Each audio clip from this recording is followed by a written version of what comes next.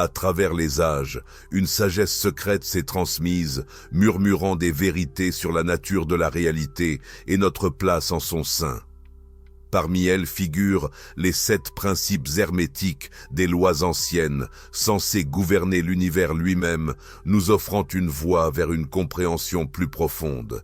Mais que se passerait-il si ces principes n'étaient pas confinés à des écrits ésotériques ? Et si cachés à la vue de tous, ils résonnaient aussi dans les enseignements de l'une des figures spirituelles les plus vénérées de l'histoire, Jésus de Nazareth. Dans cette exploration, nous irons au-delà des interprétations traditionnelles. Nous envisagerons les paroles de Jésus non seulement comme des leçons morales, mais comme des reflets de lois universelles, des vérités intemporelles qui comblent le fossé entre le matériel et le divin. Est-il possible que la sagesse de l'hermétisme et le message du Christ ne fassent en réalité qu'un seul et même ? Rejoignez-nous pour découvrir les 7 principes hermétiques selon Jésus. L'hermétisme, une tradition mystique enracinée dans les enseignements d'Hermès Trismégiste, affirme que l'univers fonctionne selon 7 principes fondamentaux, des forces qui influencent tout, des mouvements des étoiles, aux pensées qui traversent nos esprits. Ces principes servent de clé pour comprendre le cosmos et notre rôle en tant qu'être spirituel évoluant dans le domaine physique. Pendant des siècles, les chercheurs de sagesse se sont tournés vers l'hermétisme pour percer les mystères de l'existence. Mais bien que l'hermétisme puisse sembler ésotérique, ces thèmes ne sont pas inconnus. Il y a près de 2000 ans, dans une petite région de l'Empire romain, un enseignant est apparu. Celui qui allait transformer à jamais le paysage spirituel. Jésus de Nazareth parlait de l'amour divin, de la nature de l'âme et des rouages intérieurs du royaume des cieux. Ces paroles ont captivé des foules, offrant une sagesse profonde, enveloppée de paraboles et de métaphores. À première vue, ces 2 traditions peuvent sembler éloignées. L'une, issue de l'Égypte ancienne et de la Grèce. L'autre, née au cœur de la Judée. Mais sous la surface, elles partagent une harmonie profonde. Toutes 2 pointent vers des vérités universelles, des principes transcendantes, le temps, la culture et la doctrine religieuse.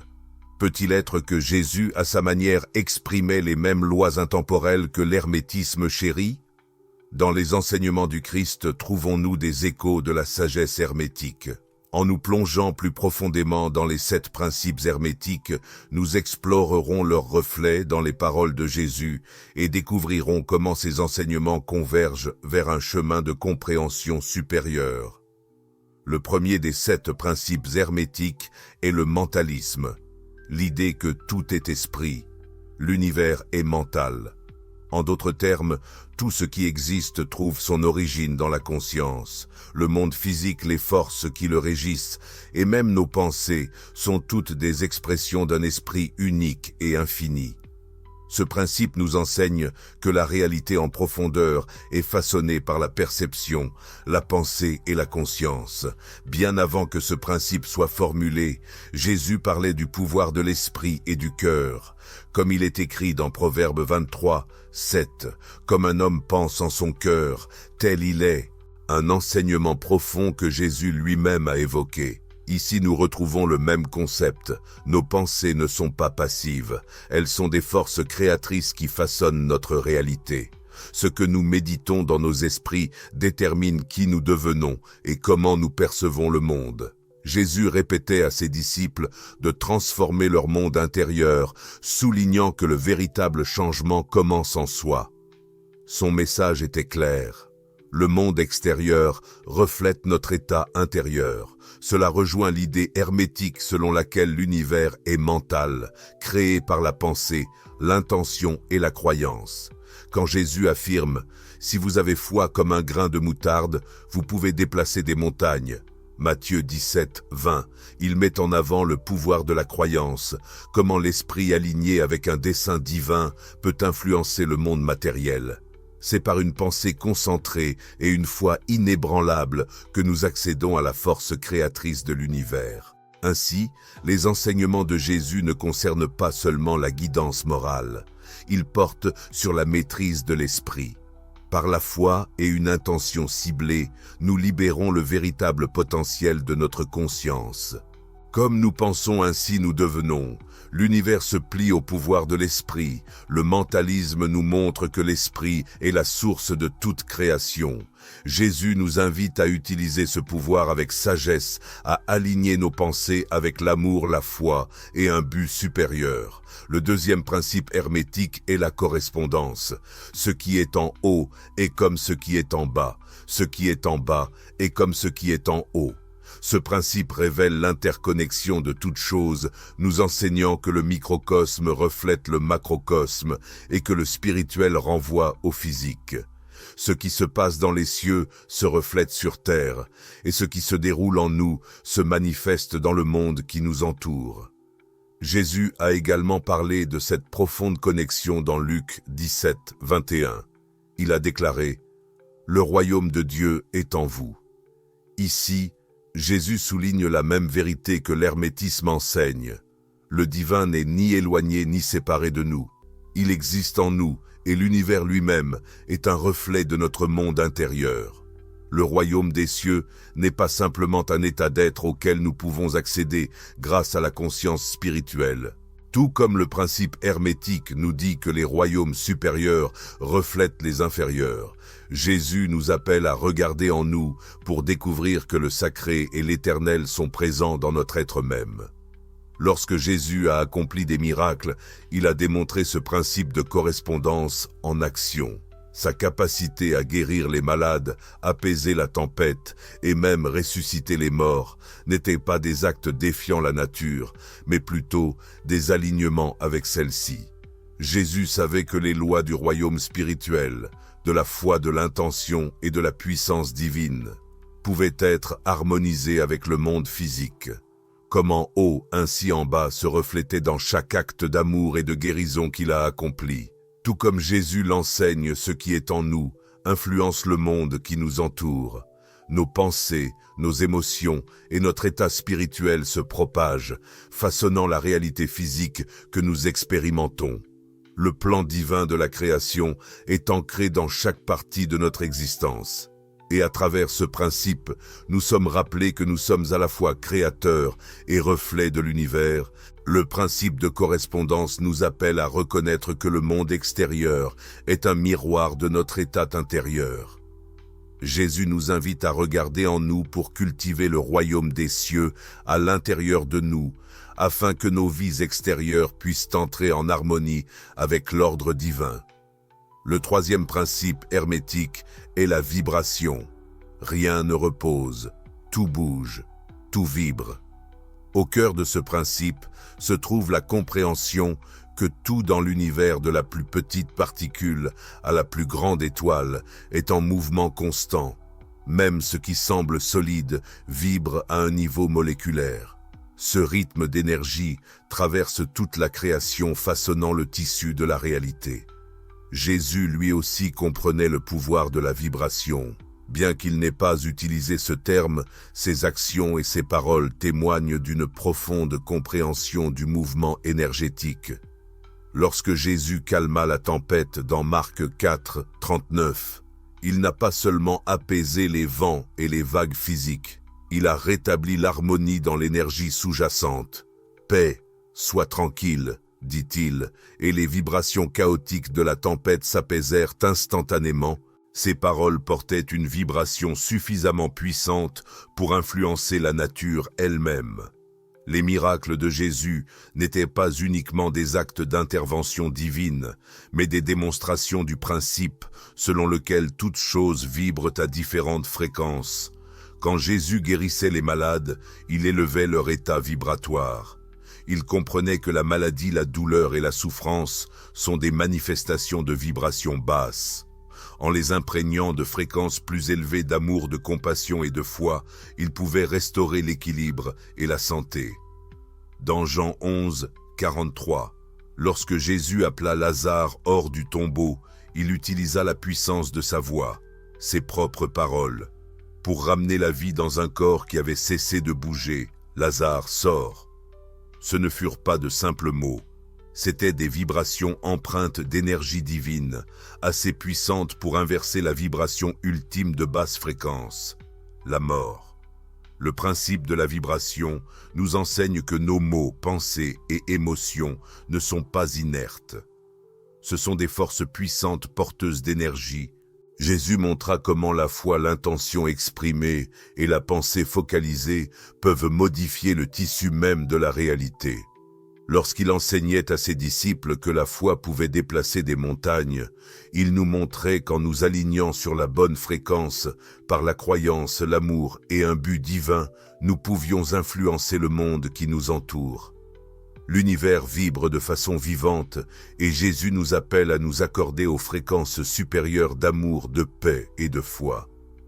En le faisant, nous ne nous transformons pas seulement, nous transformons aussi le monde qui nous entoure, participant ainsi au rythme divin de la création. Le quatrième principe hermétique est la polarité. Tout est dual, tout a des pôles, tout possède sa paire d'opposés.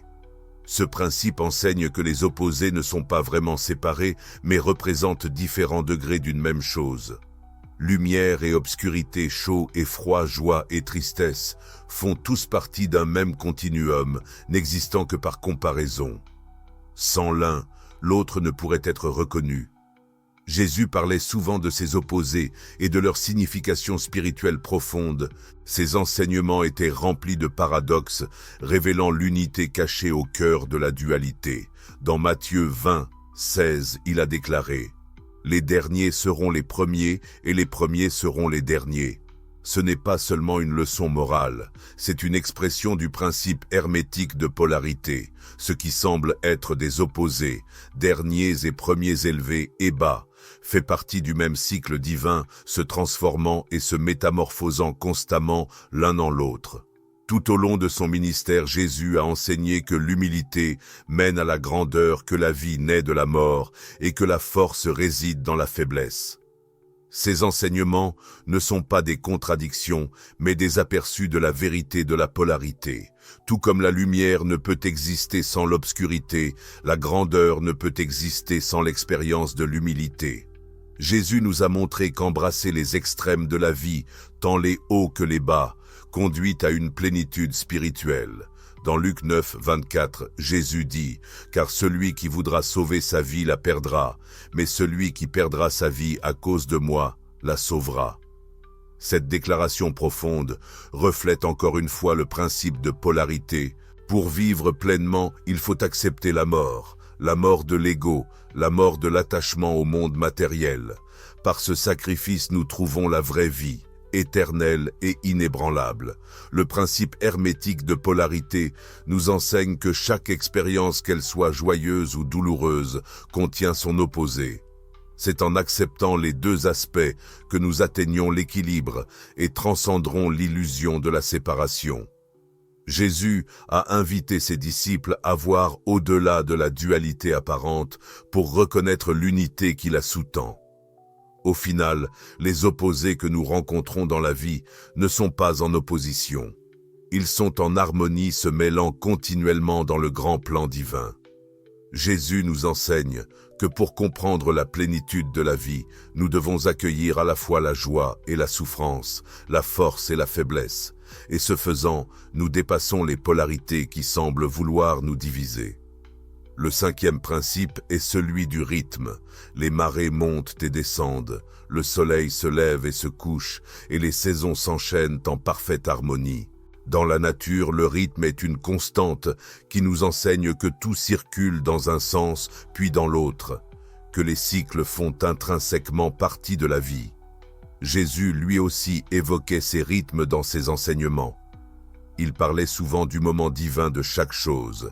Il y a un temps, pour chaque chose sous les cieux. Ecclésiaste 3, 1. Tout comme les cycles naturels sont inévitables, Jésus reconnaissait les rythmes de la vie et de la mort, des semailles et des moissons. Il comprenait que la vie elle-même est en perpétuel mouvement, guidée par un timing divin. De la même façon, ces miracles reflétaient ce flux. Que ce soit pour apaiser les tempêtes ou redonner la vie, Jésus s'harmonisait avec les rythmes naturels de l'univers. Il saisissait l'importance d'agir en accord avec les cycles établis par le Créateur. Jésus enseignait que, tout comme la vie suit des cycles, nous traversons également des hauts et des bas, mais au cœur de chaque épreuve se cache la promesse de surgir. Ces paroles résonnent avec cette vérité universelle. Les pleurs peuvent durer toute la nuit, mais la joie arrive le matin. Psaume 35. Le principe du rythme nous invite à faire confiance au timing divin de chaque chose, comprenant que chaque instant, chaque saison, chaque rythme fait partie d'un cycle sacré plus vaste. Tout comme la nuit suit le jour, la guérison succède à l'épreuve et la croissance émane de la perte. Le sixième principe hermétique est la cause et l'effet. Dans l'univers, rien n'arrive par hasard. Chaque action entraîne une réaction. Chaque cause produit un effet d'enseignement selon lequel, pour chaque graine semée, il y a une récolte, qu'elle soit bonne ou mauvaise. Jésus a repris cette sagesse intemporelle en affirmant « Tout ce qu'un homme sème, il le récoltera aussi ». Galates 6, 7. Ces enseignements soulignaient constamment la vérité universelle des conséquences. Il savait que nos actions, paroles et même pensées ont des répercussions influençant non seulement notre propre vie, mais aussi le monde qui nous entoure. À travers des paraboles comme le semeur, Jésus mettait en lumière l'importance de l'intention et de l'action. Les graines que nous semons, qu'il s'agisse de bonté, d'amour ou d'égoïsme, donneront des fruits avec le temps. Tout comme le sol détermine le destin de la graine, nos cœurs façonnent également les résultats de nos actes. Dans chacun de ces miracles, Jésus a illustré ce principe en action. Son toucher guérisseur était plus qu'un geste physique. Il était spirituel, semant des graines de foi, d'espoir et de pardon. Et les effets étaient transformateurs non seulement pour les guéris, mais pour toute la communauté qui les entourait. Chaque pensée, chaque parole, chaque acte déclenche une chaîne d'événements souvent au-delà de notre compréhension ou de ce que nous pouvons percevoir. Jésus nous a enseigné que nos choix engendrent des conséquences à la fois immédiates et éternelles, façonnant non seulement nos vies, mais aussi la trame spirituelle du monde. Le principe de cause à effet nous rappelle d'agir avec intention en comprenant que les graines que nous semons aujourd'hui, qu'elles soient de bonté ou d'indifférence, porteront inévitablement leurs fruits demain, car avec la mesure que vous utilisez, il vous sera mesuré. Luc 6, 38. En suivant l'exemple de Jésus, nous comprenons que même le plus petit acte de bonté peut changer le monde. La cause et l'effet ne sont pas seulement une loi de la nature, mais un principe divin qui guide notre chemin spirituel, nous incitant à vivre avec intention et objectif. Le septième principe hermétique est celui du genre. L'univers évolue grâce à un équilibre subtil entre forces masculines et féminines. Cela nous enseigne que tout dans la création porte ces deux énergies, chacune jouant un rôle essentiel dans le processus de création et de renouveau. Dans les enseignements de Jésus, on trouve une compréhension et un respect des qualités masculines et féminines. Il honorait ces deux forces, non pas comme des contraires, mais comme des énergies complémentaires, œuvrant en harmonie. Les interactions de Jésus avec les femmes, comme son profond respect pour Marie-Madeleine, reflètent cet équilibre profond. Marie-Madeleine n'était pas simplement une disciple, mais une part essentielle de sa mission spirituelle. À une époque où les femmes étaient souvent marginalisées, Jésus les élevait, reconnaissant leur rôle divin dans le déploiement du plan de Dieu. En elles, nous percevons l'énergie féminine de l'intuition, de la compassion et de la sagesse nourricière. Tout comme le soleil donne la vie et que la lune guide dans la nuit, les énergies masculines et féminines sont toutes deux nécessaires à l'équilibre et à la création. Jésus comprenait cette danse sacrée, incarnant à la fois force et douceur, justice et miséricorde. Sa force à défier la corruption du temple et sa douceur à guérir les cœurs brisés n'étaient pas contradictoires, mais en parfaite harmonie, reflétant l'union de ces principes divins. Le principe hermétique du genre nous rappelle que la création elle-même naît de l'interaction des forces masculines et féminines. De même, les enseignements de Jésus évoquent un équilibre divin qui transcende le genre, nous invitant à embrasser la totalité de ce que nous sommes. En levant les yeux vers le ciel, nous voyons cet équilibre reflété partout. Dans notre parcours spirituel, nous sommes appelés à reconnaître ces deux énergies en nous. Incarner la force du masculin divin et la sagesse nourricière du féminin divin. Jésus nous a montré que le chemin vers la sagesse divine et la création passe par l'union de ces énergies. Le principe du genre ne concerne pas la séparation, mais l'unité, le fait de s'unir en parfaite harmonie pour refléter la plénitude du dessein du Créateur. Alors que nous avons exploré ces anciens principes hermétiques, nous avons constaté à quel point ils résonnent profondément avec les enseignements de Jésus. Bien que séparés par le temps et la tradition, la sagesse de l'hermétisme et le message du Christ partagent des parallèles frappants tous deux, invitant à une compréhension plus profonde de l'univers et de notre place en son sein. En méditant sur ces vérités, nous sommes encouragés à les appliquer dans notre vie quotidienne. Pouvons-nous accueillir les rythmes et les cycles de la vie en faisant confiance au timing divin? Pouvons-nous semer des graines d'amour et de lumière, sachant que ce que nous donnons nous reviendra? Et pouvons-nous incarner l'équilibre entre les énergies masculines et féminines, créant ainsi l'harmonie en nous-mêmes et dans le monde qui nous entoure? Merci de nous avoir accompagnés dans ce voyage à travers les 7 principes hermétiques et leurs liens avec les enseignements de Jésus. Si ces idées ont trouvé un écho en vous, c'est le moment idéal pour approfondir votre quête. Depuis des siècles, chercheurs mystiques et quêteurs de vérité ont cherché un sens plus profond dans les paroles de Jésus. Bien que ces enseignements soient largement connus, certains estiment qu'ils recèlent des connaissances ésotériques, des vérités spirituelles qui révèlent le chemin vers l'illumination divine et la transformation intérieure. Nombre de ces significations cachées ont été préservées dans des écrits anciens dont certains ont été perdus ou délibérément exclus de la Bible. Mais aujourd'hui, nous allons explorer la possibilité que Jésus n'offrait pas seulement des conseils moraux. Il transmettait un message mystique sur la nature de Dieu, de l'univers et de l'étincelle divine en chacun de nous. Bienvenue dans notre exploration des enseignements perdus et interdits de Jésus. Dans cette vidéo, nous étudierons de plus près les Écritures et les textes cachés, revisitant des passages familiers sous un angle ésotérique afin de dévoiler les vérités spirituelles profondes qui se dissimulent sous la surface. Commençons. Pour envisager la sagesse cachée dans les paroles de Jésus, il nous faut d'abord comprendre le concept des enseignements ésotériques.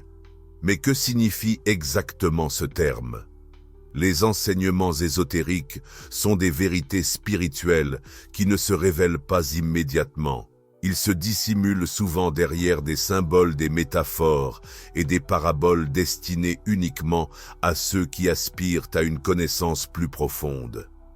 Ces enseignements s'adressent aux initiés, ceux qui sont prêts à dépasser les apparences pour accéder à une compréhension supérieure de la vie, de l'univers et de notre connexion au divin. De nombreuses traditions religieuses à travers le monde comportent des dimensions ésotériques. Des pratiques mystiques du soufisme en islam à la Kabbale, dans le judaïsme et au chemin méditatif des philosophies orientales. Ces enseignements insistent souvent sur un voyage intérieur conduisant le chercheur à une transformation personnelle, à l'illumination et à l'union avec Dieu. Serait-il possible que les enseignements de Jésus ne s'adressaient pas seulement aux foules, mais contenaient également un message mystique plus profond, destiné à ceux qui étaient prêts à l'entendre? Certains pensent que Jésus lui-même était un mystique, celui qui connaissait le chemin de l'union divine et le partageait non pas ouvertement, mais d'une manière que seuls ceux dotés d'une vision spirituelle pouvaient comprendre. Dans les prochaines minutes, nous explorerons comment des passages familiers de la Bible dévoilent cette sagesse ésotérique. Une sagesse qui nous invite à regarder en nous-mêmes là où se trouve le véritable royaume de Dieu. Tout au long des évangiles, Jésus parlait souvent en paraboles, des histoires simples qui semblent porter des leçons morales, mais ces récits pourraient-ils cacher quelque chose de plus? Beaucoup pensent que ces paraboles étaient en réalité des codes destinés à transmettre une sagesse spirituelle supérieure à ceux qui pouvaient la saisir. Dans l'Évangile selon Matthieu 13, Jésus explique pourquoi il parle en paraboles. Il dit « Bien qu'ils voient, ils ne voient pas. Bien qu'ils entendent, ils n'entendent pas et ne comprennent pas. » Cela fait allusion à un message secret, une sagesse accessible uniquement à ceux qui sont prêts à regarder au-delà des apparences.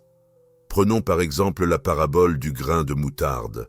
Dans Matthieu 13, 31, Jésus nous dit que le royaume des cieux est comme un grain de moutarde minuscule, mais qui devient la plus grande des plantes de jardin, un arbre où les oiseaux viennent se percher.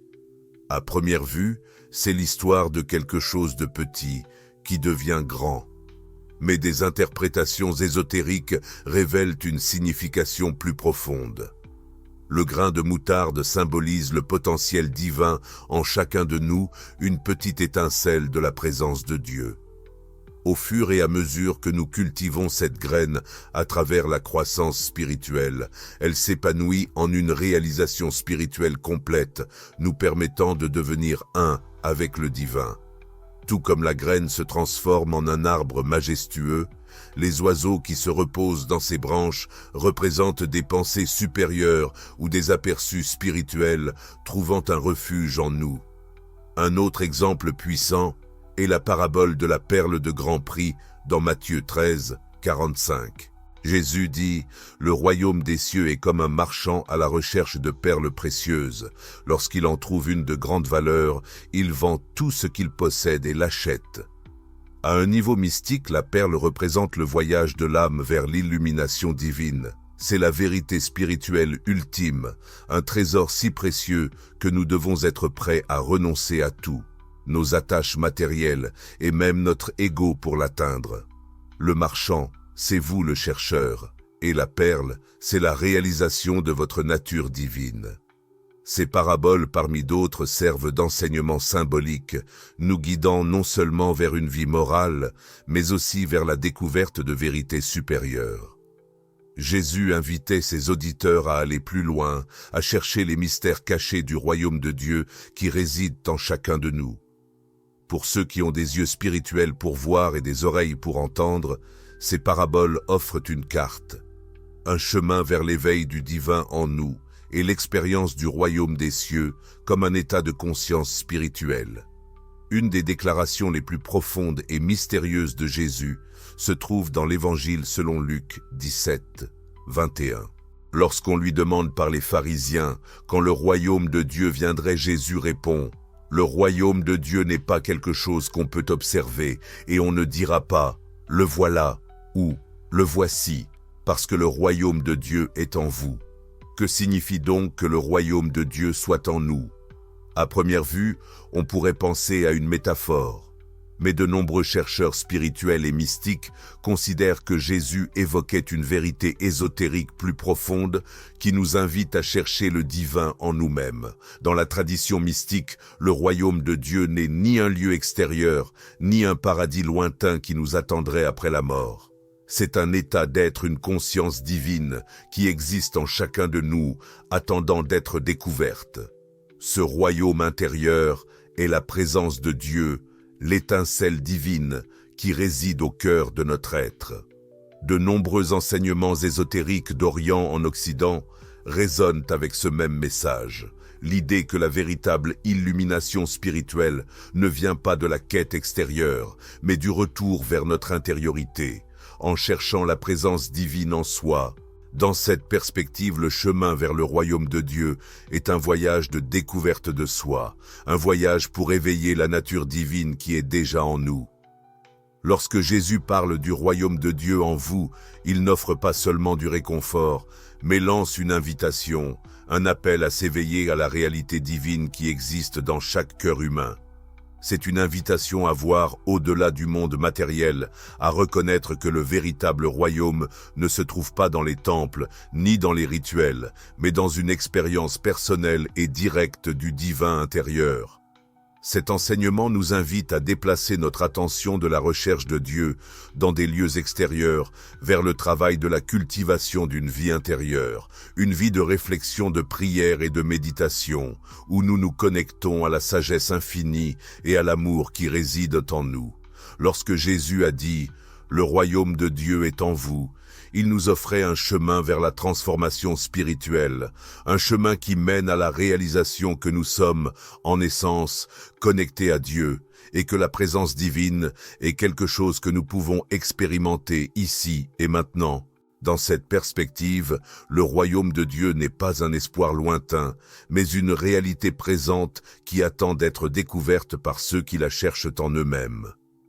La vie de Jésus n'était pas seulement un message d'enseignement moral et de compassion, mais aussi un profond voyage spirituel, un parcours qui reflète le chemin de l'illumination que l'on trouve dans de nombreuses traditions mystiques. Depuis son temps dans le désert jusqu'à sa résurrection, l'histoire de Jésus peut être perçue comme un modèle pour l'éveil spirituel. Commençons par le temps de Jésus dans le désert. Selon les évangiles, Jésus a passé 40 jours à jeûner et à prier dans le désert où il a été tenté.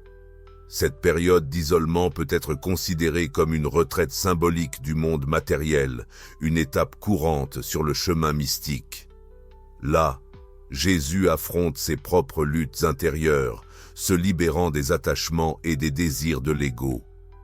Les mystiques croient que ce processus de mourir à l'ego est nécessaire pour s'éveiller pleinement à la conscience divine. Dans la tradition mystique, cela est connu sous le nom de nuit obscure de l'âme, une épreuve spirituelle où le chercheur doit affronter les aspects ombragés de lui-même, ses doutes, ses peurs et ses tentations. Mais à travers cette lutte, l'âme en ressort plus forte et plus en harmonie avec la vérité divine. Pour Jésus, c'était une étape nécessaire vers sa mission, une purification qui l'a préparé au travail à venir. Ensuite, nous arrivons à la transfiguration. Dans Matthieu 17, Jésus monte sur une haute montagne et est transformé par une lumière éclatante. Son visage brille comme le soleil et ses vêtements deviennent d'un blanc éclatant.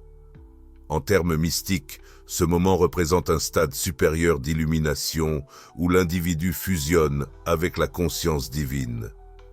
La lumière qui irradie de Jésus symbolise la sagesse divine et l'illumination qui accompagne l'expérience directe de Dieu.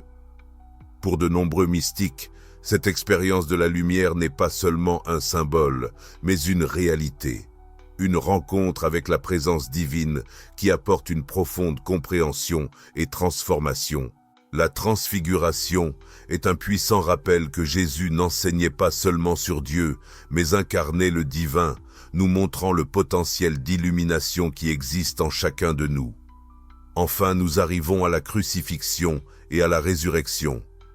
Dans les traditions mystiques, c'est le symbole ultime de la mort spirituelle et de la renaissance. La mort de Jésus sur la croix peut être comprise comme la mort de l'ego, l'abandon ultime à la volonté divine. Sa résurrection représente alors l'éveil de l'âme à sa véritable nature, transcendant la mort et revenant à l'unité avec Dieu. Dans le christianisme ésotérique, la crucifixion n'est pas seulement un événement historique, mais une métaphore du cheminement spirituel personnel.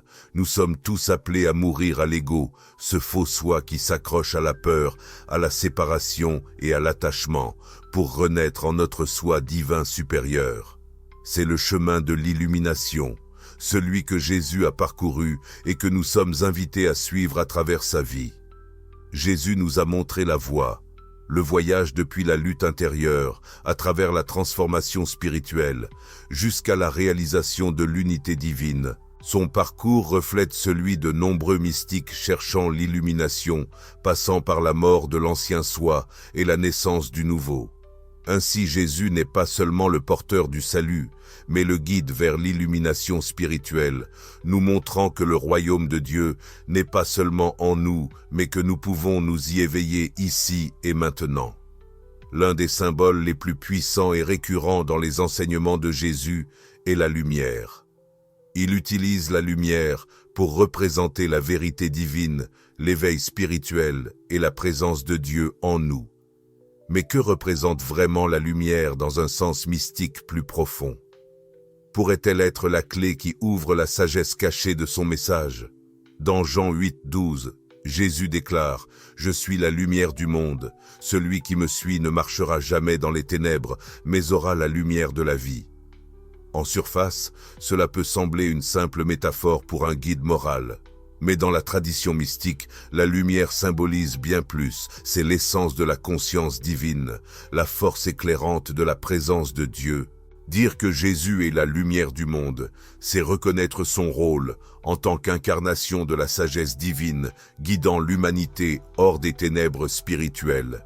Des ténèbres qui symbolisent l'ignorance, la séparation et la cécité de l'ego. Sa lumière révèle la vérité de notre nature divine, notre connexion à Dieu et notre but ultime dans la vie. Dans le Sermon sur la montagne, Jésus développe cette idée. Il dit à ses disciples, « Vous êtes la lumière du monde. Une ville située sur une montagne ne peut être cachée. On n'allume pas une lampe pour la mettre sous un récipient. Au contraire, on la place sur un support et elle éclaire tous ceux qui sont dans la maison. De la même façon, laissez votre lumière briller devant les autres. » Matthieu 5, 14, 16. Ici, Jésus révèle une vérité plus profonde. La lumière n'est pas seule, elle existe en chacun de nous. Cette lumière divine est l'essence de notre âme, l'étincelle de la présence de Dieu que nous portons tous en nous. Et tout comme une lampe est destinée à illuminer les ténèbres, nous sommes appelés à éveiller cette lumière en nous et à la partager avec le monde. Pour les mystiques, cette lumière représente l'état le plus élevé de la conscience spirituelle. Laissez briller votre lumière, c'est vivre en harmonie avec votre vrai moi, votre nature divine. C'est incarner les qualités d'amour, de compassion, de sagesse et de paix intérieure et partager ses dons avec les autres. À travers les âges, la lumière a été un symbole universel dans les pratiques religieuses et spirituelles. De l'allumage des bougies à la symbolique du soleil, la lumière représente la force divine qui éclaire l'âme. De cette manière, les enseignements de Jésus sur la lumière s'inscrivent dans une longue tradition d'utilisation de la lumière comme symbole d'éveil spirituel et de présence divine. Dans Jean 15, il est dit que la lumière brille dans les ténèbres et que les ténèbres ne l'ont pas vaincue. Cette affirmation a une signification profonde, une portée ésotérique. La lumière est l'essence divine, toujours présente et puissante. Peu importe à quel point les ténèbres de l'ignorance ou de la souffrance peuvent être profondes, cela nous rappelle que l'étincelle divine en nous ne peut jamais s'éteindre. Quelles que soient les épreuves que nous traversons, la prière et la méditation occupent une place centrale dans les enseignements de Jésus. Mais ces pratiques vont au-delà de simples demandes d'aide divine ou de moments de réflexion. Elles cachent une véritable technologie spirituelle, un moyen de se connecter au divin en nous d'accéder à une conscience supérieure et d'éveiller la présence de Dieu dans nos vies. Tout au long des évangiles, nous voyons Jésus se retirer souvent dans des lieux calmes pour prier. Dans Luc 5, 16, il est dit « Mais Jésus se retirait souvent dans des lieux solitaires et priait. » Ce n'était pas juste un moment de silence, c'était une pratique de plongée intérieure, une profonde communion avec le divin. Dans les traditions ésotériques, la prière n'est pas seulement un moyen de demander de l'aide, mais un chemin vers l'alignement avec la volonté divine, ouvrant nos cœurs et nos esprits à la guidance de Dieu. Beaucoup d'entre nous conçoivent la prière comme un discours vers Dieu, mais dans son sens mystique plus profond, la prière est également une question d'écoute, de calmer l'esprit, de calmer les pensées et de s'ouvrir pour recevoir l'intuition divine. Jésus lui-même a enseigné cela quand il a dit dans Matthieu 6, « 6. Quand tu pries, entre dans ta chambre, ferme la porte, et prie ton Père qui est dans le secret. Alors ton Père qui voit dans le secret te récompensera. Dans ce verset, Jésus ne parle pas seulement de trouver une pièce physique pour prier. Les interprétations ésotériques suggèrent que se rendre dans ta chambre, c'est aussi se tourner vers l'intérieur, trouver cet espace sacré et tranquille à l'intérieur où réside la présence divine. Il s'agit de fermer la porte aux distractions extérieures, d'entrer dans le sanctuaire de l'âme et de se connecter à la source divine qui est toujours présente mais souvent négligée dans l'agitation de la vie quotidienne. La méditation, bien que non mentionnée explicitement dans les évangiles, est un compagnon essentiel à la prière dans les traditions mystiques. La méditation est la pratique de calmer l'esprit, de transcender les pensées et d'entrer dans un état de pure présence. Elle nous permet d'expérimenter le royaume de Dieu en nous, tout comme Jésus en a parlé dans Luc 17, 21. Grâce à la méditation, nous allons au-delà des mots et des concepts touchant le divin directement.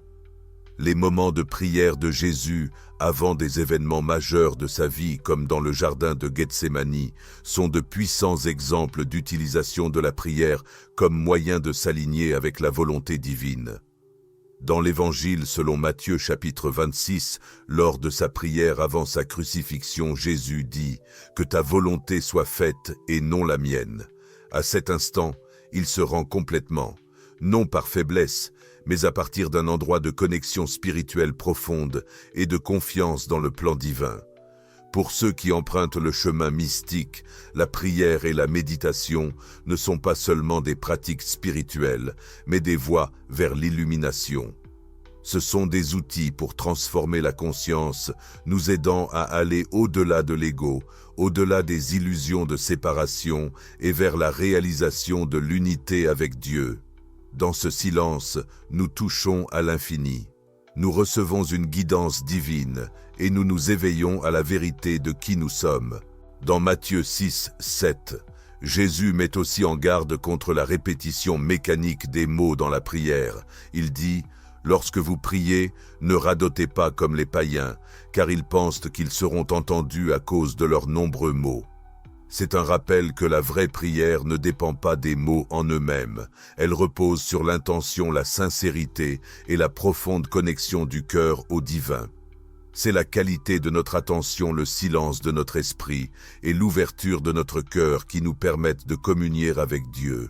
La prière et la méditation sont des moyens de calmer le tumulte du monde et d'entendre la voix du divin en nous. Ce sont des pratiques qui nous donnent accès à une sagesse plus profonde, nous aident à trouver la paix au milieu du chaos et nous éveillent à la présence divine qui est toujours avec nous. Comme Jésus l'a dit dans Matthieu 7, 7, « Demandez et l'on vous donnera, cherchez et vous trouverez, frappez et l'on vous ouvrira. » Grâce à la prière et à la méditation, nous faisons exactement cela. Nous frappons à la porte de notre âme et découvrons que Dieu y a toujours été.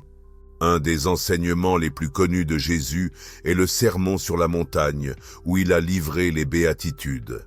8 déclarations simples mais profondes, retrouvées dans l'Évangile de Matthieu chapitre 5.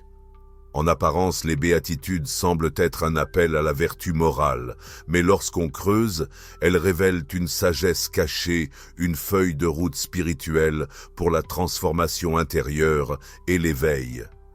Commençons par comprendre le mot « béatitude ». Il vient du latin « beatus », signifiant « béni » ou « heureux ». Mais dans un sens spirituel, ces bénédictions ne parlent pas du bonheur matériel. Elles désignent un état de paix intérieure, de connexion divine et d'accomplissement spirituel.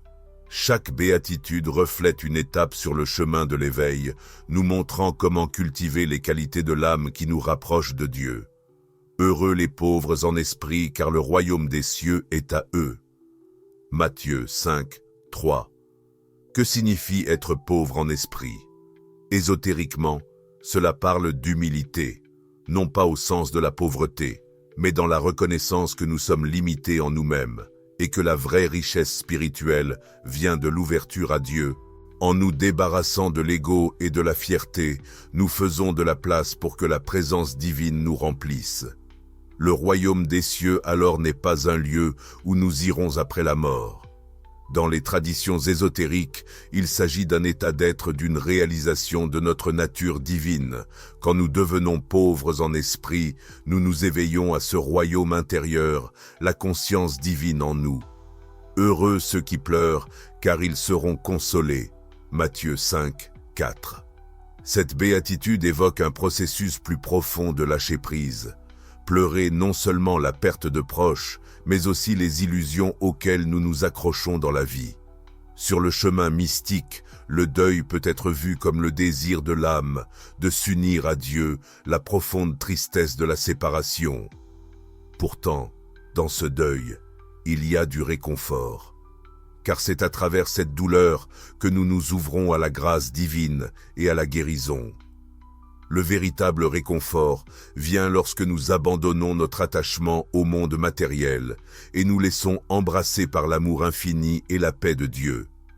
Heureux les doux, car ils hériteront de la terre.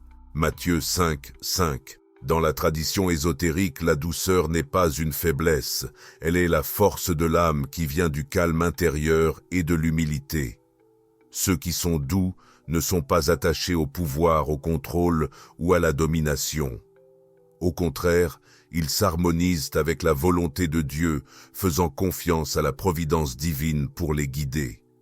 Cet abandon leur permet d'hériter de la terre, non d'une manière matérielle, mais en devenant des intendants de la création, ancrés dans la paix et l'unité avec toute vie. La douceur nous invite à nous aligner avec la volonté divine, à vivre en harmonie avec le monde sans chercher à le contrôler. Heureux ceux qui ont faim et soif de justice, car ils seront rassasiés. Matthieu 5, 6. Cela ne concerne pas la justice morale au sens conventionnel. Avoir faim et soif de justice, c'est désirer le divin, rechercher la vérité spirituelle et la sagesse avant toute chose. Ceux qui se consacrent au chemin spirituel seront finalement rassasiés, non pas de richesses matérielles, mais de l'accomplissement profond qui vient de la connaissance de Dieu et de la vie, en harmonie avec la vérité divine. En cherchant les vérités supérieures de la vie, nous sommes comblés d'une compréhension plus profonde de notre but et de la présence de Dieu en nous. Heureux les miséricordieux, car ils obtiendront miséricorde. Matthieu 5, 7. La miséricorde dans ce contexte est plus que le pardon. C'est une qualité divine, l'amour inconditionnel et la compassion que nous étendons aux autres. Lorsque nous faisons preuve de miséricorde, nous reflétons la nature même de Dieu, un amour qui ne connaît pas de limites. En agissant ainsi, nous nous ouvrons à recevoir cette même miséricorde, cet amour inconditionnel et cette grâce divine. En incarnant la miséricorde, nous devenons des récipients de l'amour divin, vivant le flux de la grâce dans nos vies. Heureux ceux qui ont le cœur pur, car ils verront Dieu. Matthieu 5, 8. La pureté du cœur signifie vivre sans attachement à l'ego, au désir ou à la peur. Il s'agit de libérer le cœur de toutes les barrières qui nous séparent du divin. Lorsque nos cœurs sont purs, nous voyons Dieu, non seulement comme une divinité extérieure, mais aussi en nous-mêmes et dans toute la création. Nous nous éveillons à la présence du divin qui imprègne tout. La pureté du cœur est la clé de la vision spirituelle. C'est la capacité de voir au-delà du monde matériel et de reconnaître l'essence divine en toute chose. Heureux les artisans de paix, car ils seront appelés fils de Dieu. Matthieu 5, 9. Dans un sens ésotérique, être un artisan de paix va au-delà de la résolution des conflits entre les autres. Il s'agit de créer la paix intérieure dans nos propres esprits et cœurs, afin de pouvoir apporter la paix au monde. Les artisans de paix sont ceux qui ont éveillé la vérité divine en eux et vivent en harmonie avec cette vérité, la répandant autour d'eux. En faisant la paix en nous-mêmes, nous devenons des canaux pour la paix divine, dans le monde incarnant ainsi véritablement notre rôle d'enfant de Dieu. Les béatitudes ne sont donc pas seulement des lignes directrices morales, elles sont des étapes vers l'éveil spirituel. Elles nous guident à travers le processus de purification de nos cœurs, d'humilité, de nos égos et d'ouverture à la présence de Dieu. En incarnant ces qualités, nous nous rapprochons du royaume des cieux, non pas comme une promesse lointaine, mais comme une réalité vivante en nous. Au fil de notre parcours, à travers la sagesse cachée des enseignements de Jésus, un thème revient sans cesse. L'invitation à revenir à la présence divine en nous-mêmes. Que ce soit à travers les paraboles, les béatitudes ou le symbolisme de la lumière. Jésus ne nous montrait pas seulement comment vivre moralement. Il nous orientait vers une vérité plus profonde, un chemin de transformation intérieure. Ces enseignements ne sont pas seulement des archives historiques ou des doctrines spirituelles. Ils sont une carte vers l'éveil spirituel. Ils nous guident vers la réalisation que le royaume de Dieu n'est pas un lieu lointain, mais quelque chose qui réside en nous, attendant d'être découvert. En embrassant l'essence mystique des paroles de Jésus, nous nous reconnectons à la sagesse divine qui a toujours fait partie de notre âme. Dans un monde rempli de distractions et de confusion, l'appel à la sagesse intérieure est plus important que jamais. Les enseignements de Jésus nous rappellent que la véritable paix, l'amour et l'illumination ne viennent pas de sources externes, mais de l'intérieur.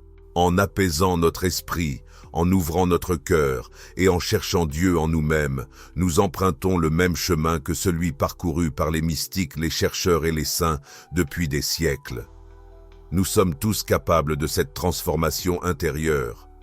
Comme Jésus l'a dit, « Cherchez et vous trouverez, frappez et la porte vous sera ouverte ». Le secret du divin n'est pas caché, il est tissé dans chaque souffle, chaque pensée, chaque battement de cœur.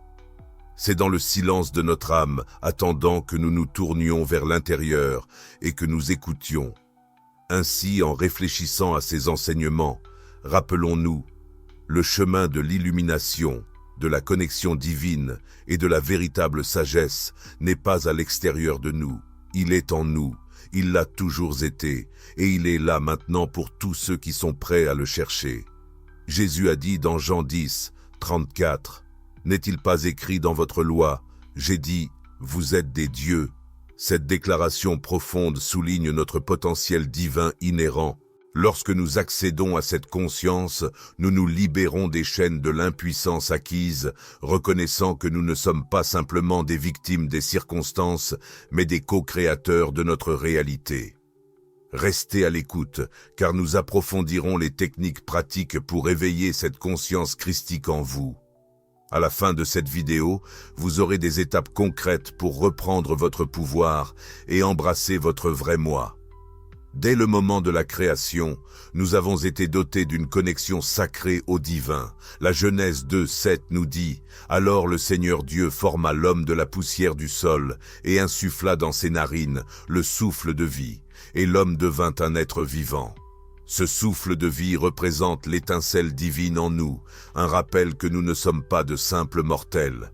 Nous sommes des réceptacles de l'esprit du Créateur. Reconnaître cette étincelle est vital. Cela nous donne le pouvoir de transcender les limites imposées par la société et nos propres doutes. Dans Éphésiens 3, 20, il est dit « Celui qui peut faire infiniment au-delà de tout ce que nous demandons ou pensons, selon la puissance qui agit en nous ». Ce verset souligne que le pouvoir de transformer nos vies se trouve en nous attendant d'être activé. Lorsque nous prenons conscience de ce pouvoir intérieur, nous commençons à nous voir comme des co-créateurs avec Dieu. Cette prise de conscience engendre un profond sens des responsabilités et du but. Nous prenons conscience que nos pensées, nos actions et nos intentions ont un poids dans l'univers. Chaque décision que nous prenons est une opportunité de manifester notre potentiel divin, impactant positivement non seulement nos vies, mais aussi celles de ceux qui nous entourent.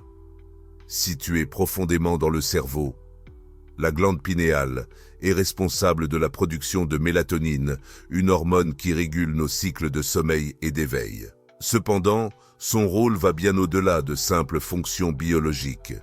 Les traditions anciennes et les enseignements spirituels ont longtemps considéré la glande pinéale comme une porte d'accès à des états supérieurs de conscience et d'intuition spirituelle. Dans Matthieu 6, 22, il est écrit « L'œil est la lampe du corps. Si tes yeux sont sains, tout ton corps sera éclairé. » Ce verset fait métaphoriquement référence à la glande pinéale, suggérant que lorsque nous activons cet œil intérieur, nous pouvons accéder à une clarté et à une illumination profonde dans nos vies. En ouvrant la glande pinéale, nous devenons réceptifs à des dimensions supérieures de la conscience, ce qui nous permet de transcender les limites de notre existence physique. Cette activation peut mener à des expériences d'intuition, à une perception élargie et à une compréhension plus profonde de l'univers et de notre place en son sein. Maintenant, explorons le concept de la conscience christique, un état d'être éclairé qui incarne l'amour inconditionnel, la compassion et la sagesse divine. Il s'agit d'une conscience universelle qui transcende l'ego individuel et nous connecte à la source divine de toute création.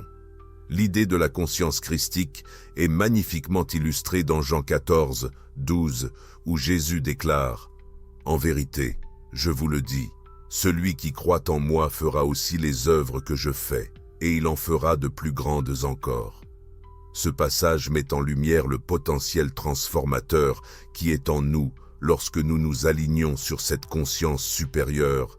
Il nous encourage à puiser dans le pouvoir de l'amour du service et de la compréhension, non seulement pour nous-mêmes, mais pour le bien collectif. Lorsque nous activons notre glande pinéale, nous ouvrons la voie à la manifestation de la conscience christique dans nos vies. Cet éveil spirituel nous permet de nous libérer des conditionnements sociaux en reconnaissant notre divinité inhérente. À mesure que nous éveillons cette conscience, nous commençons à vivre des changements profonds dans notre perception, nous permettant de percevoir l'interconnexion de tous les êtres et le dessein divin qui nous unit. En revanche, la conscience ordinaire est souvent envahie par le stress, la peur et les distractions du quotidien.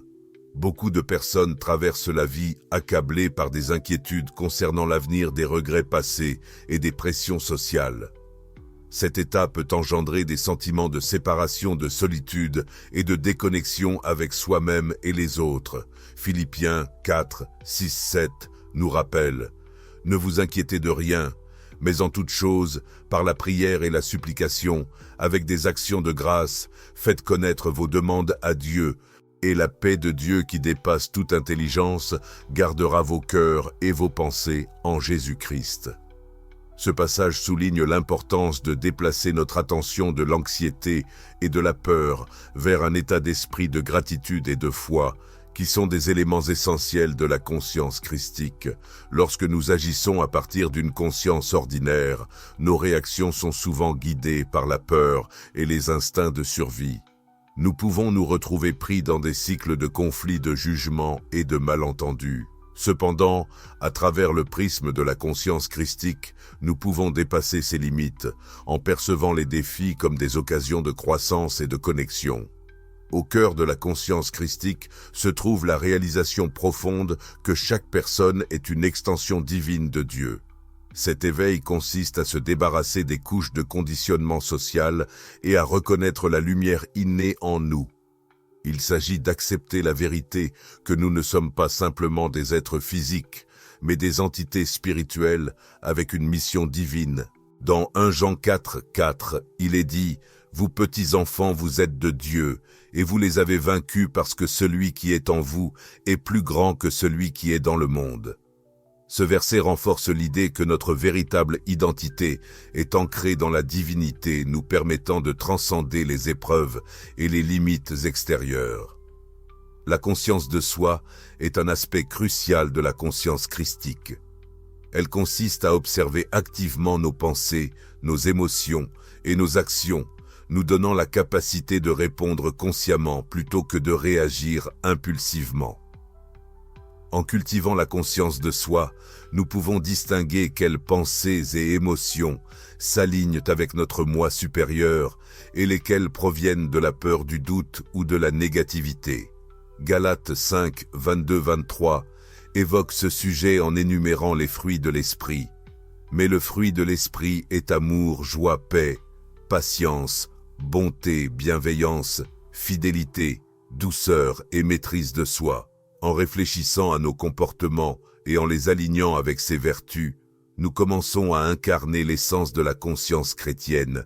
Un niveau plus approfondi de la conscience de soi implique de pratiquer la bonté et la compassion tout en travaillant activement à transcender l'ego.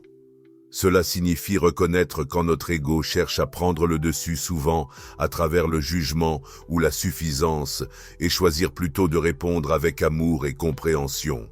Dans Éphésiens 4, 32, il nous est rappelé « Soyez bons et compatissants les uns envers les autres, vous pardonnant mutuellement comme Dieu vous a pardonné en Christ. » Ce verset souligne l'importance de cultiver un cœur rempli de compassion et de pardon, éléments essentiels de la conscience chrétienne. La glande pinéale, une petite glande endocrine en forme de pomme située profondément dans le cerveau, joue un rôle fondamental dans l'éveil spirituel. Souvent appelé le troisième œil, son importance dépasse largement les aspects biologiques et se mêle aux pratiques spirituelles et métaphysiques. La glande pinéale est étroitement liée au chakra ajna, communément appelé troisième œil. Situé entre les sourcils, le chakra ajna est le centre de l'intuition, de la perception subtile et de la vision spirituelle. Lorsque la glande pinéale est activée, elle peut renforcer notre capacité à percevoir au-delà du monde matériel, nous permettant de puiser dans notre sagesse intérieure et de nous connecter aux vérités supérieures de l'univers. La méditation est un outil puissant pour activer la glande pinéale et favoriser une connexion plus profonde avec la conscience chrétienne. En favorisant un état de détente profonde et de concentration, la méditation nous aide à dépasser les distractions de la conscience ordinaire, alignant notre fréquence vibratoire avec des niveaux d'existence plus élevés. L'importance de la méditation dans ce contexte ne doit pas être sous-estimée. Elle sert de canal par lequel nous accédons à notre monde intérieur, libérant le potentiel inné de la glande pinéale. Cette glande est sensible à la lumière et aux champs électromagnétiques. Il est donc essentiel de créer un environnement propice à son activation pendant la méditation. L'un des meilleurs moments pour méditer est durant Brahma Muhurta, qui se situe environ 1h30 avant le lever du soleil. Cette période sacrée est caractérisée par le calme et la sérénité, offrant une atmosphère idéale pour l'introspection et les pratiques spirituelles. Sur le plan scientifique, ce moment correspond au rythme circadien naturel lorsque la production de mélatonine par la glande pinéale atteint son pic. Pratiquer la méditation pendant le Brahma Muhurta peut renforcer notre connexion à une conscience supérieure et augmenter la résonance vibratoire de nos intentions. Comme il est mentionné dans Psaume 119, 148, « Mes yeux se tiennent ouverts pendant les veilles de la nuit pour méditer sur tes promesses ». Ce verset souligne l'importance spirituelle d'une pratique assidue lors de ces heures paisibles, montrant comment ces instants favorisent une communion plus profonde avec la sagesse divine. Pour optimiser les bienfaits de la méditation en stimulant la glande pinéale, voici quelques conseils. Créer un espace sacré. Aménagez un lieu dédié, sans distraction, où vous pouvez méditer régulièrement. Cet endroit doit refléter vos symboles spirituels personnels, créant une ambiance propice à la réflexion profonde. Utilisez des méditations guidées.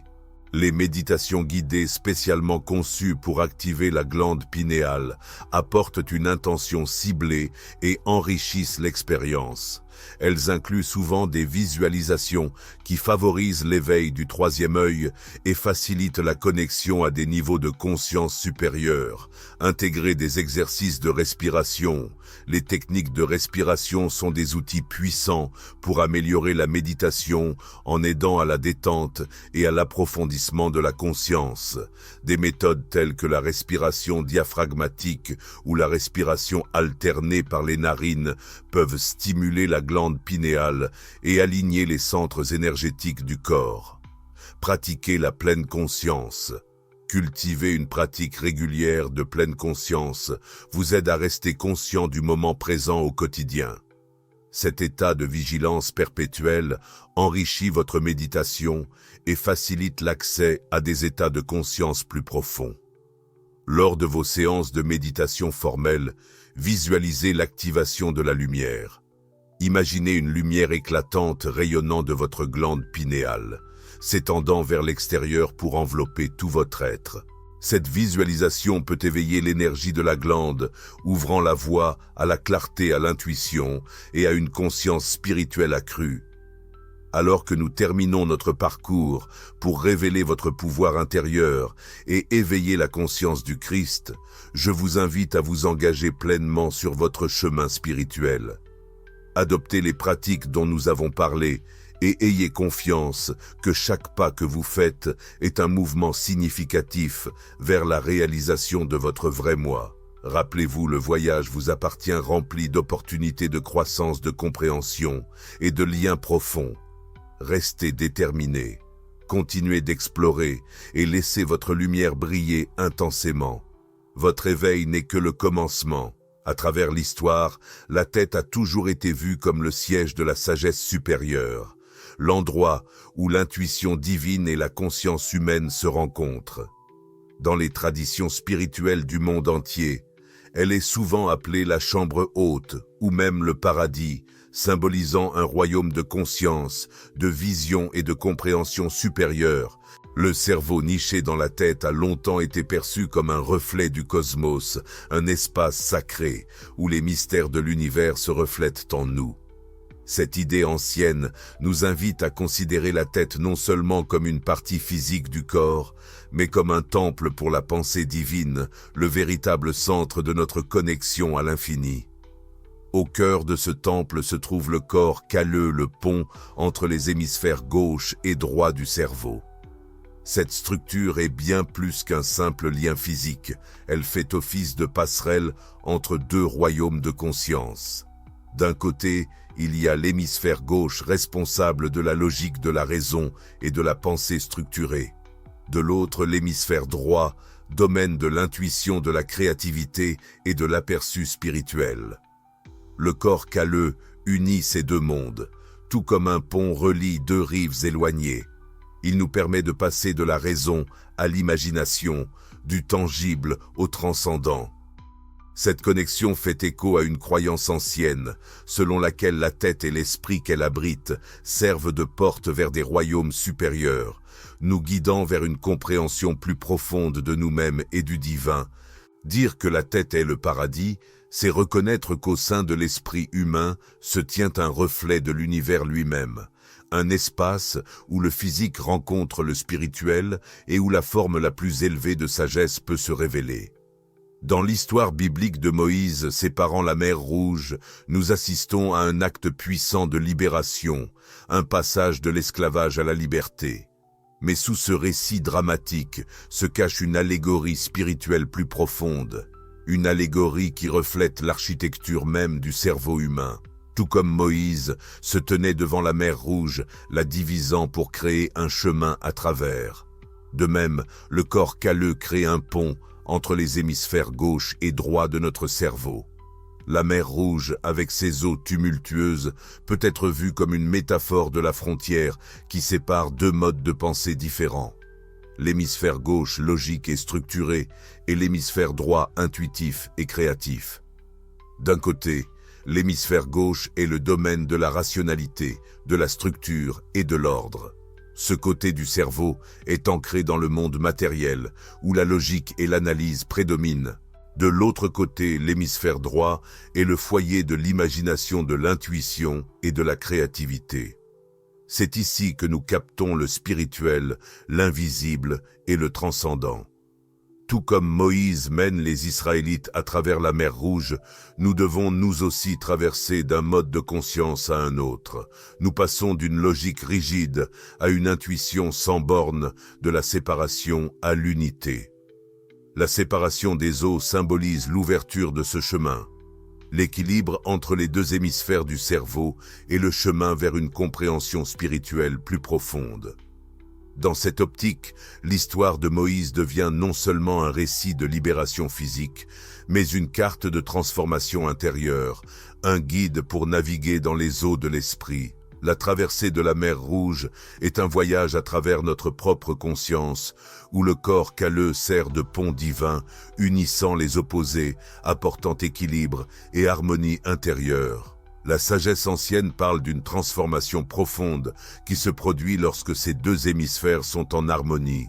Lorsque nous atteignons l'équilibre entre la pensée structurée de l'hémisphère gauche et l'imagination expansive de l'hémisphère droit, nous nous ouvrons à une conscience supérieure.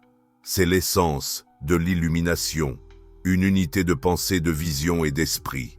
La neuroscience moderne reflète ces enseignements, reconnaissant que la transformation personnelle, la créativité et même les expériences spirituelles sont ancrées dans la capacité du cerveau à intégrer à la fois la logique et l'intuition. De la méditation à la visualisation, de nombreuses pratiques anciennes s'efforcent de stimuler cet équilibre, éveillant le cerveau à son plein potentiel. Au sein des pages de la Bible se cachent des couches de symbolisme, des significations cachées qui parlent non seulement des vérités spirituelles, mais aussi du corps humain, en particulier du cerveau. Ces textes anciens, souvent perçus comme purement religieux, pourraient contenir des perspectives profondes sur le fonctionnement de notre propre conscience. N'est-il pas possible que la Bible nous offre des indices sur le design sacré de l'esprit ?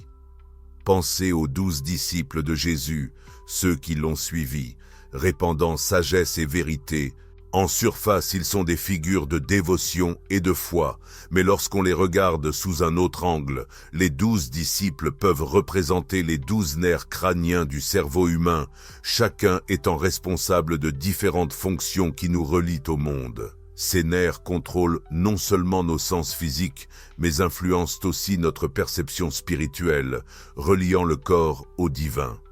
Chaque nerf crânien, tout comme chaque disciple, joue un rôle crucial dans notre parcours, nous guidant à travers la vue, le son et l'intuition, nous aidant à naviguer tant dans les mondes matériels que spirituels.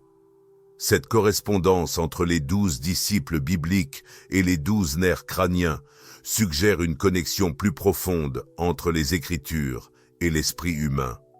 Et puis, il y a la chambre haute, où les disciples se rassemblaient pour vivre des expériences spirituelles profondes, depuis la dernière scène jusqu'au jour de la Pentecôte. Dans ce contexte, la chambre haute symbolise un lieu de conscience supérieure, un état d'éveil élevé. Dans le cerveau humain, cette chambre haute pourrait être associée au lobe frontal, la région responsable du raisonnement supérieur, de la prise de décision et de l'intuition. C'est là, au sommet du cerveau, que nous faisons l'expérience de moments de clarté, d'intuition spirituelle et de connexion au divin. À travers ces métaphores, la Bible semble nous inviter à tourner notre regard vers l'intérieur, vers notre propre esprit, comme véritable lieu de transformation spirituelle. Les histoires et les symboles ne sont pas seulement destinés à nous guider extérieurement, mais à révéler le potentiel caché en nous, attendant d'être éveillé. Ces références dissimulées nous rappellent que le chemin vers l'illumination spirituelle ne relève pas seulement de la foi. C'est aussi un voyage à travers l'anatomie de notre esprit. Les 12 disciples, la chambre haute, ces symboles suggèrent que le cerveau détient la clé pour accéder à des états de conscience supérieurs, nous connectant à la sagesse ancestrale. comprendre cette connexion spirituelle entre votre cerveau et les enseignements anciens n'est pas seulement une question de savoir, c'est une invitation à la transformation. L'esprit est un outil puissant capable d'ouvrir des états de conscience, de créativité et d'éveil supérieur. Mais comment activons-nous ce potentiel caché?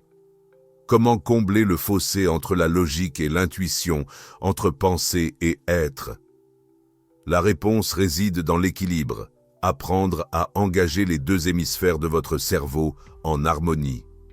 L'une des manières les plus puissantes d'y parvenir est de se concentrer sur le corps calleux, le pont entre votre hémisphère gauche et votre hémisphère droit. Des techniques comme la méditation, la pleine conscience et la visualisation vous permettent de calmer le bruit du monde extérieur et de vous connecter au courant plus profond de votre esprit. La méditation, par exemple, aide à synchroniser les deux hémisphères, créant un état de cohérence où la logique et la créativité s'écoulent ensemble sans effort. En respirant profondément et en vous concentrant sur vous-même, vous activez le corps calleux, permettant à votre esprit de fonctionner comme un tout uni plutôt que comme deux parties distinctes.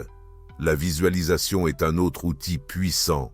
En concentrant votre esprit sur l'image de la lumière ou de l'énergie qui circule dans votre cerveau, en particulier à travers le corps calleux, vous pouvez renforcer la connexion entre les hémisphères gauche et droit, améliorant à la fois la clarté et l'intuition. Cet état équilibré vous permet de passer sans effort entre la pensée pratique et l'intuition spirituelle, amplifiant vos capacités créatives et intellectuelles.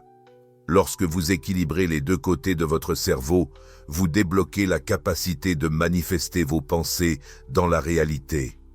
La pensée structurée du cerveau gauche fournit direction et but, tandis que le flux créatif du cerveau droit offre vision et inspiration.